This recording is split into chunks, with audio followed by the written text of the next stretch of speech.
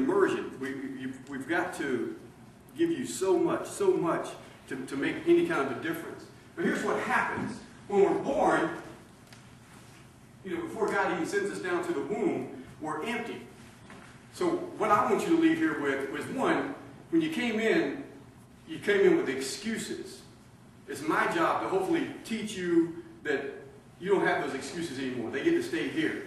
So a couple of you may leave going, I wish I hadn't showed up.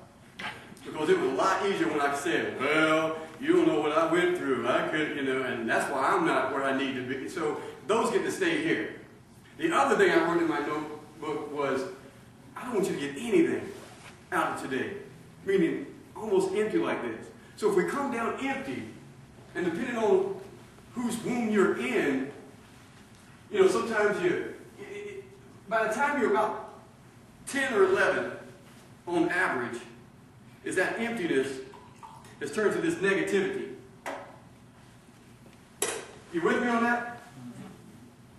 So, and as I woke up at 3 a.m. this morning I've talked about doing this little demonstration and I've never done it. I thought, can I pull it off? I need to practice it first. I thought, well, just, you need to get this. Because this is where we're at.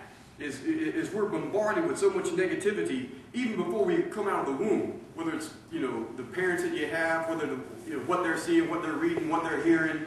So hopefully, sometimes you got some okay parents and you come out with some of this cream looking, so you're not so bad.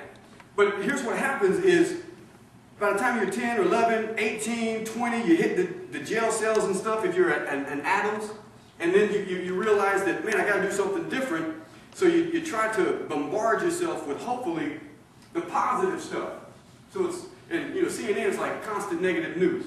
So kind of stay away from that. But it's still seeping in always. Because it's almost, unless you're in this environment, it's hard to get this pure positive. You with me? Mm-hmm. And even the pure positive isn't enough to change things. It lightens it up a little bit, but it's not enough to change things.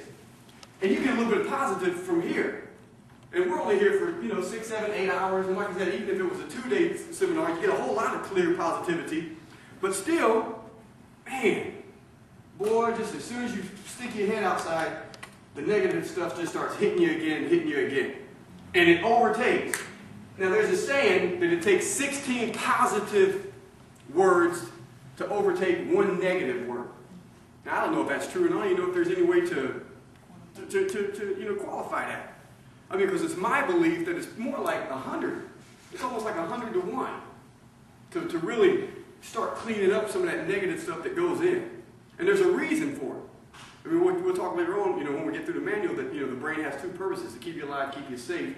And that's why the negative stuff grabs hold, because the brain says, wait a minute, man, that bad stuff, I got to pay attention to it.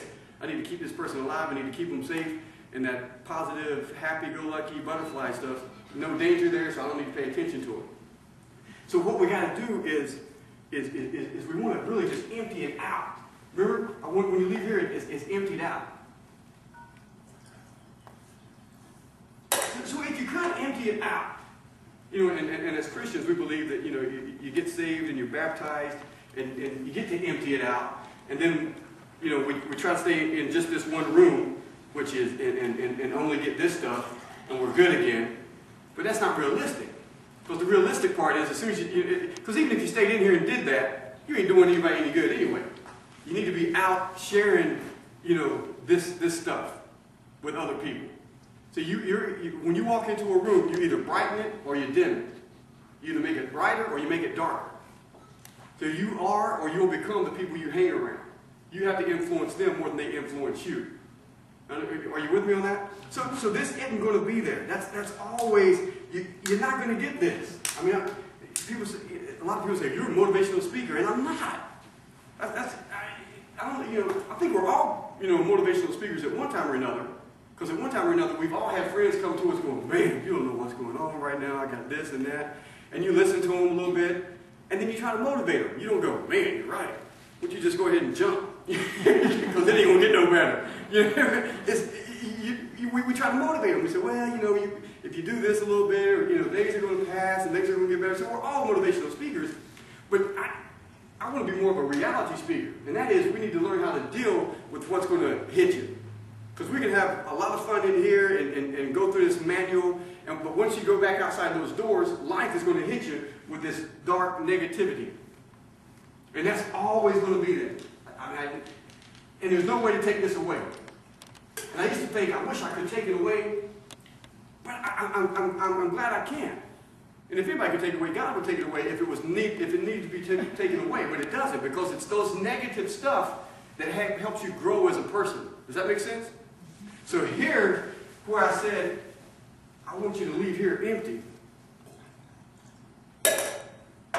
See, if you can't change what's coming into here, and you can't, and if you want to, start your own universe, because I wasn't in on the early development. So y'all have to deal with it the same way I have to deal with it. So you can't change what comes into here. Here's what you change. It's how you perceive what comes into here. Does that make sense? Because that gives me chill bumps just saying it. Because when you can change the perception of what comes in here, and when you understand that there is no negative, because even the bad stuff is to help you grow and make you a better person, so that tomorrow you can go out and help more people. Does that make sense to you? Because that's what, so when you leave here, you leave not empty, but with a better understanding that everything that happens to you happens for a reason. And that reason is to better you. That's my phone. And we can, and I used to say with the phones is you can keep them on, but if they ring, let me answer them. Because I want people to know where you're at and what you're doing today. Yeah, Frank's over here with me. No, you sound negative. You can't talk to him right now. Call me back. I'll do that. We're doing So there's what I hope that you leave with today.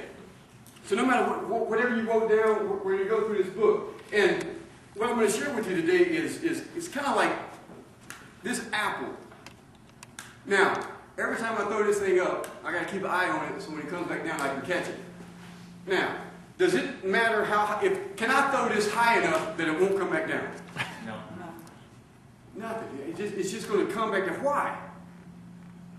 Gravity. It's one of the laws of the universe that we're stuck with, and you can't do anything about it. And in this brain, there's certain laws of the universe that you're stuck with, and you can't do anything about it. But if you learn how to use this gravity, this law of the universe, you can use it to your betterment. Does that make sense? Yeah. So that's what we're going to do. That's what we're going to get through today. Turn the page. Where we're at.